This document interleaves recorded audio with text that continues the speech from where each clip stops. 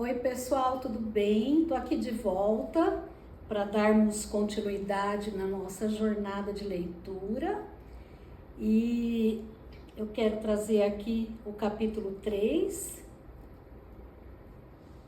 das Quintas Moradas do livro de Santa Teresa de Jesus, ou Santa Teresa d'Ávila, como é conhecida, Castelo Interior ou Moradas. E vamos ver o que a Santa Teresa traz para nós nesse capítulo 3. Continua o mesmo assunto. Fala de outro modo de união que a alma pode alcançar com o favor de Deus. Para isso é muito importante o amor ao próximo. É de grande proveito. Tornemos agora a nossa pombinha e vejamos algumas das graças que Deus concede nesta morada. Sempre bem entendido, no caso de a alma ir procurando adiantar-se no serviço de nosso Senhor e no próprio conhecimento, se não fizer mais do que receber esta mercê, se julgando-se já segura, for descuidada em sua vida, desviar-se do caminho do céu, que consiste na observância dos mandamentos.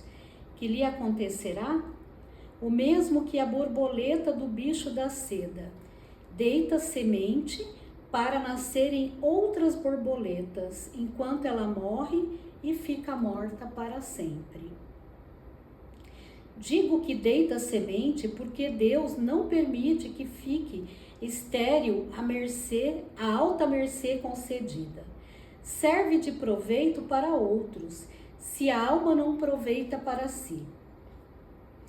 Efetivamente, sempre causa proveito às outras almas.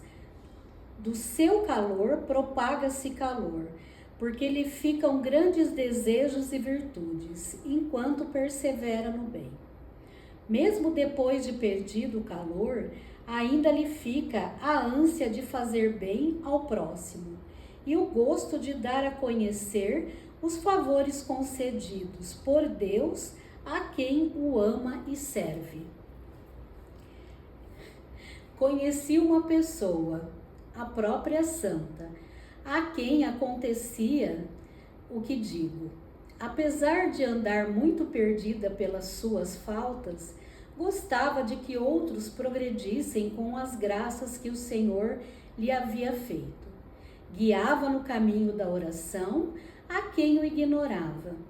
Deste modo, fez muito bem, muito. Depois o Senhor tornou a dar-lhe sua luz.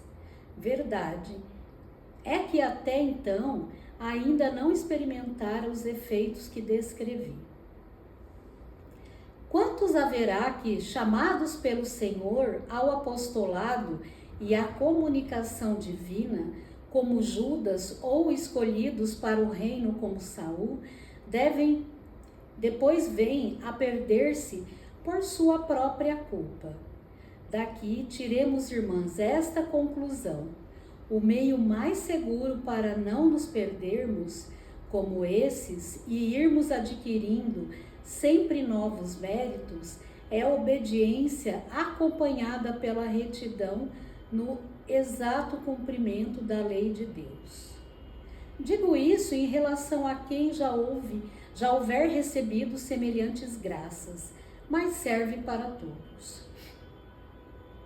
Apesar de todas as minhas explicações, parece-me que ainda fica um tanto confusa esta morada.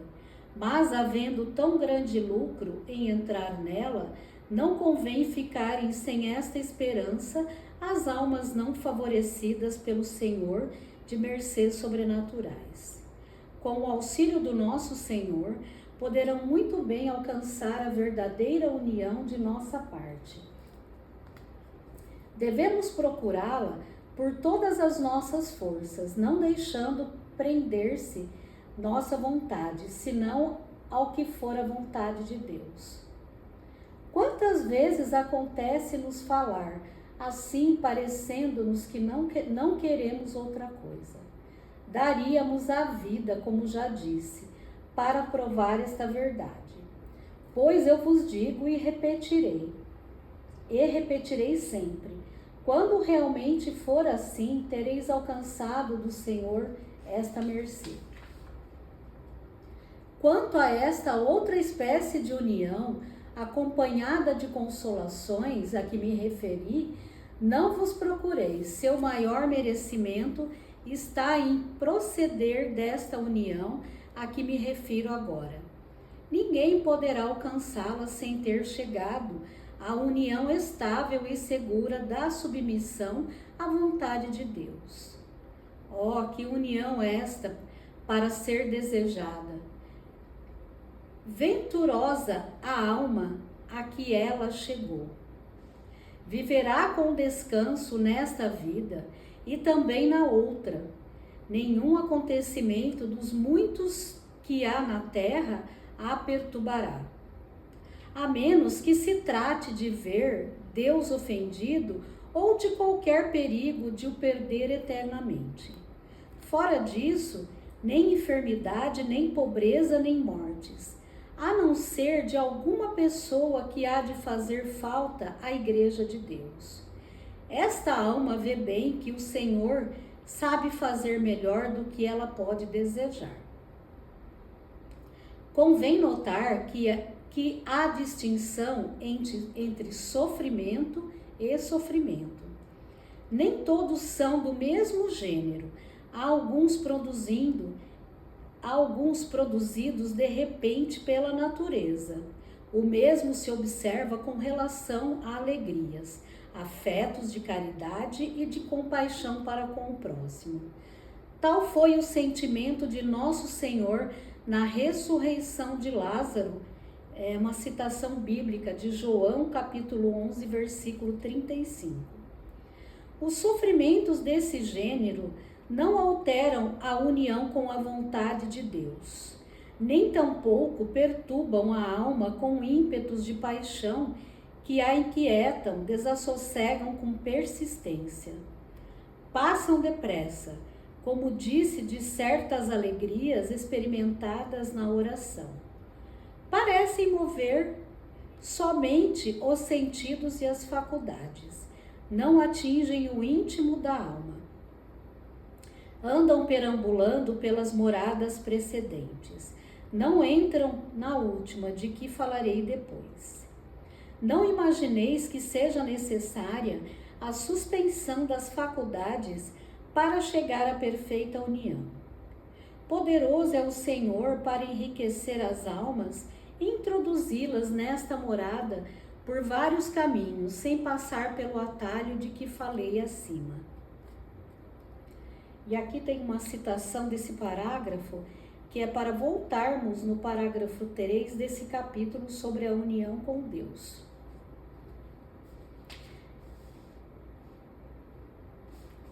Sim, filhas, prestai muita atenção. É absolutamente necessário que morra o verme e morra às vossas custas. Naquela outra união mais íntima, ajuda muito a fazê-lo morrer o ver-se a alma numa vida nova. Em nossa vida comum, é preciso que nós o matemos. Confesso-vos que será muito mais trabalhoso, mas tem seu valor.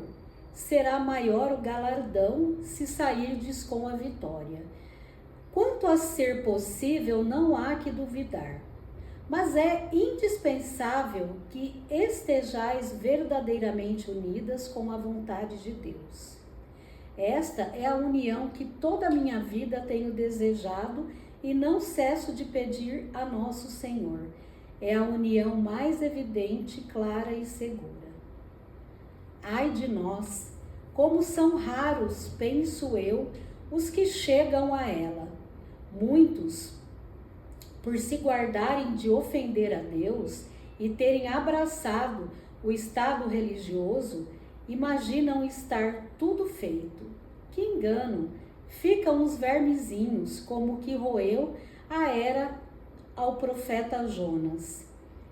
É a citação bíblica de Jonas, capítulo 4, versículos de 6 a 7. os quais nem se dão a perceber e acabaram por nos roer as virtudes. É o amor próprio, a estima de si mesmo, o hábito de julgar os outros, embora em coisas pequenas. As faltas de caridade para com os próximos, não os amando como a nós mesmos. Com isso, vamos nos arrastando à força e cumprindo nossas obrigações, somente para evitar pecados. Nunca chegaremos à perfeição, às disposições necessárias para aderir totalmente à vontade de Deus. Que pensais, filhas, que seja a vontade divina? É que de todos nós tornemos perfeitas, a fim de sermos uma só coisa, com o Filho e com o Pai, com Sua Majestade pediu. Aqui é uma citação de João, capítulo 17, versículo 22. Vede quanto nos falta para chegarmos a tal ponto. Asseguro-vos que estou escrevendo com bastante mágoa ao ver-me tão longe, e tudo por minha culpa. Para chegarmos, não é necessário favorecer-nos o Senhor com grandes consolações. Basta o dom imenso que nos fez, enviando seu Filho que veio ensinar-nos o caminho. Não penseis que a união consista em conformar-me eu com a vontade de Deus a ponto de não sentir se morre meu pai ou meu irmão. Ou então, ao sobreviverem-me sofrimentos e enfermidades, sofrê-los com alegria. Tudo isso é bom, mas às vezes nasce da sensatez natural que, vendo não haver remédio, faz da necessidade virtude. Quantas coisas assim faziam os filósofos, ou outras semelhantes que detonavam muita sabedoria. Quanto a nós, só estas duas pede o Senhor: amor de Deus e amor ao próximo. Nisso devemos trabalhar, guardando-as com perfeição. Fazemos sua vontade. Assim, estaremos unidas a Ele. Mas quão longe ficamos, repito, de cumprir esses dois preceitos como devemos e como convém a tão grande Deus. Praza a Sua Majestade de dar-nos graça para merecermos chegar a este estado. Está em nossas mãos, se quisermos. Com licença para uma água.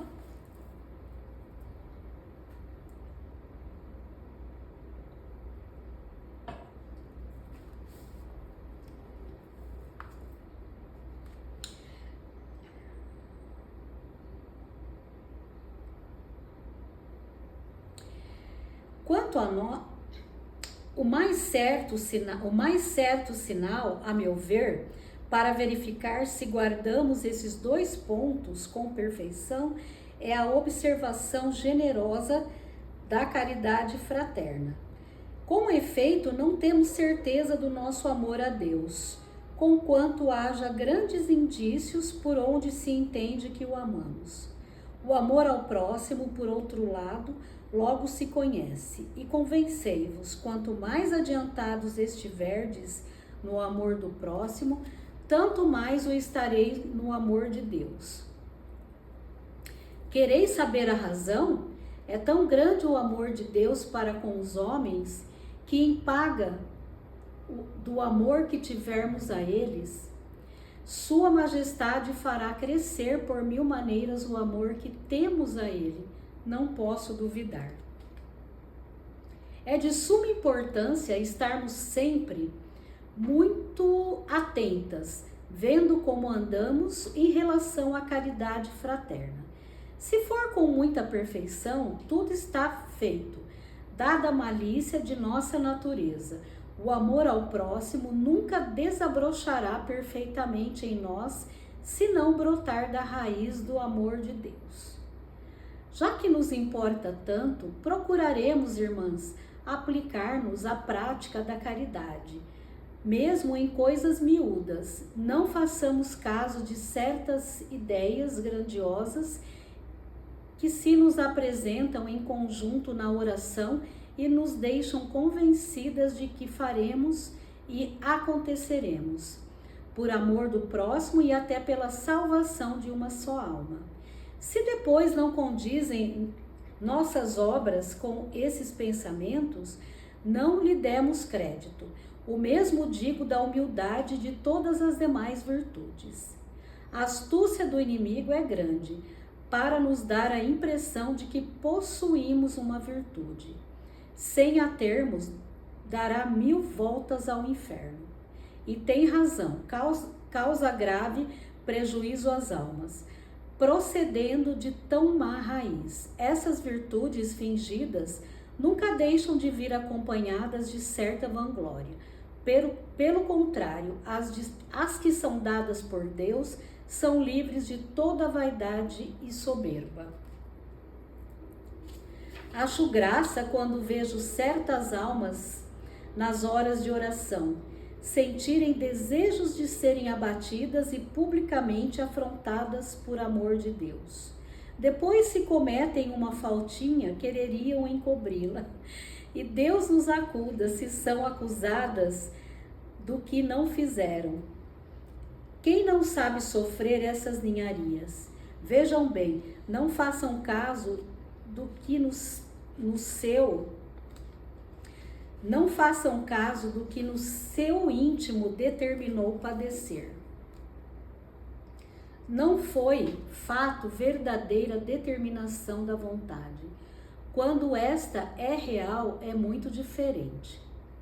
Terá sido algum surto da imaginação? É esse o terreno onde o demônio arma seus assaltos e emboscadas?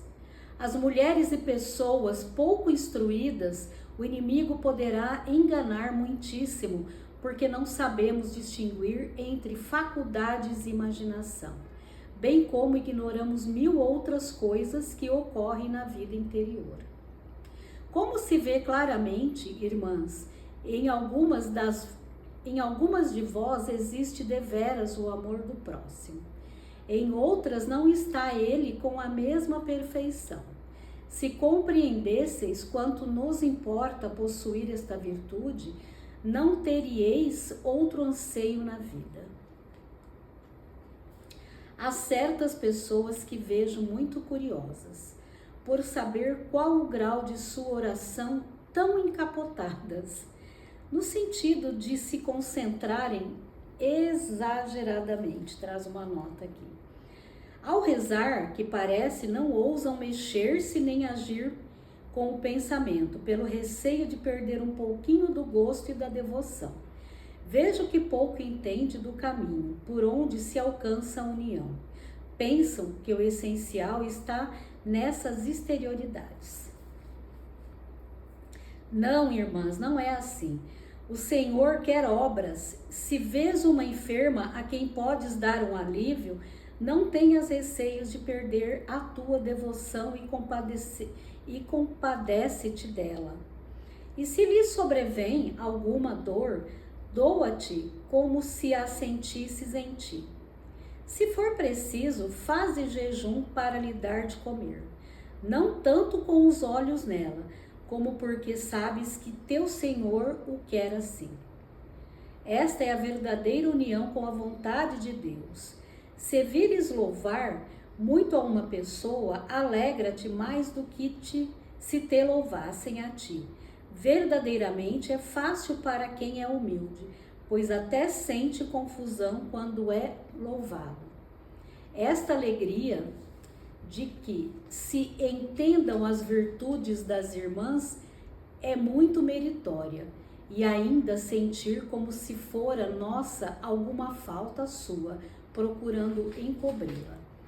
E por fim, tendo falado muito em outros lugares, aqui é uma citação do Caminho da Perfeição, capítulo 7.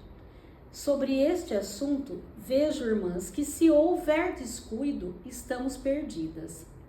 Permita o Senhor que nunca tal coisa aconteça.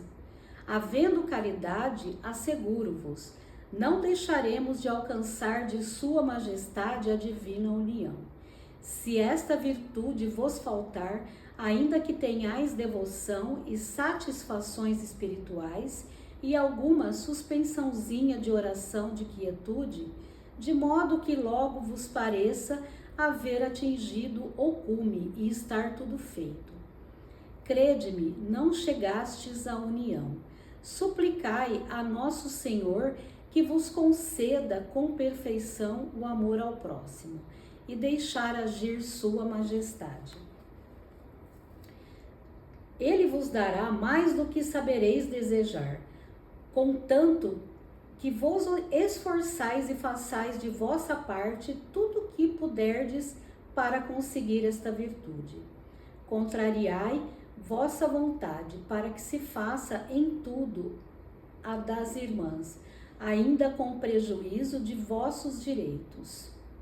Esquecei-vos de vossos próprios interesses para atender ao bem delas, por mais que contradiga a vossa natureza. Procurai tirar o trabalho ao próximo e tomá-lo para vós, quando houver ocasião. Não penseis que não vos haja de custar algum esforço, nem espereis achar tudo feito. Olhai quanto custou a nosso esposo o amor que nos teve. Com o objetivo de nos livrar da morte, sofreu a morte crudelíssima da cruz. E eu encerro aqui este capítulo 3 das Quintas Moradas e volto daqui a pouquinho para irmos para o capítulo 4, que é o último capítulo das Quintas Moradas.